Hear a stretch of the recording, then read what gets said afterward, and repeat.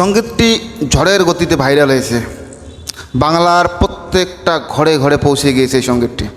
আসুন সঙ্গীতটি একটু শুনি, তারপর কিছু আলোচনা করি। আমি সেই সাধারণ মেয়ে, আমি রাতের দখল নিয়েছিলাম অভয়ার বিচার চেয়ে।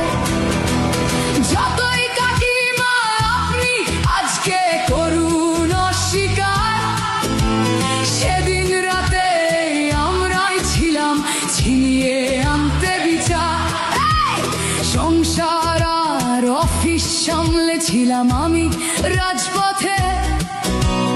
কোথায় ছিল মোদি অমিত শাহ সেদিন আপনার সাথে? সেদিন কোথায় ছিল? সঙ্গীতটি হয়তো আপনিও পুরোটা শুনেছেন, আমিও শুনেছি, তো পুরোটা শোনানো সম্ভব নয়, শর্টকাটভাবেই কিছু আলোচনা করি। আচ্ছা, জীবনে আন্দোলন, অনশন, বিচারের জন্য পথে নামা তো অনেক দেখেছেন, আমিও অনেক দেখেছি। আমরা যখন কাউকে বিচার পাইয়ে দেওয়ার জন্য পথে নামি, সেখানেও কিন্তু আমরা তারিখ নির্ধারণ করি। যখন আইন কাউকে বিচার দেয়, সেখানেও কিন্তু তারিখ নির্ধারণ করা হয়, শুধু তারিখ আর তারিখ। আমরা কাউকে বিচার পাইয়ে দেওয়ার জন্য পথে নামি, আন্দোলন করি, তারপর ফিরে আসি বাড়িতে, আমরা স্বাভাবিক হয়ে যাই, আবার স্বাভাবিকভাবে জীবনযাপন করি।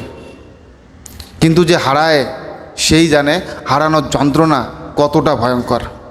সে বাবা হোক, মা হোক, প্রিয় মানুষ হোক, স্বামী, স্ত্রী, সন্তান, ভাই, বোন, যেই হোক না কেন, একজন মা তার সন্তানের বিচার পাইয়ে দেওয়ার জন্য যদি কোথাও আস্থা পায়, সম্মান পায়, ভরসা পায়, তাহলে সেই মা সেখানে যেতেই পারে, সেটা ওনার গণতান্ত্রিক অধিকার।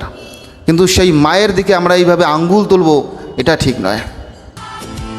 যিনি সঙ্গীতটি লিখেছেন, যিনি সঙ্গীতটি গেয়েছেন, আর যারা সঙ্গীতে মিউজিক দিয়েছেন, আমার তাদের সবার কাছে প্রশ্ন, এই সঙ্গীতটির সঙ্গে যারা বিচারের জন্য পথে নেমেছেন, যে মানুষগুলোকে আপনারা দেখাচ্ছেন, তারা কি সবাই আপনার এই সঙ্গীতটিকে সমর্থন করেন? অবশ্যই করেন না। আপনারা বুকে হাত রেখে বলতে পারবেন আপনারা যেটা করেছেন সঠিক করেছেন? কোনো দিনও সঠিক হতে পারে না। এখানে লুকিয়ে আছে শুধু আপনার স্বার্থ। আমি এই সঙ্গীতটির সঙ্গে একমত নই। আপনার কি মতামত অবশ্যই জানাবেন। ধন্যবাদ। জয় হিন্দ।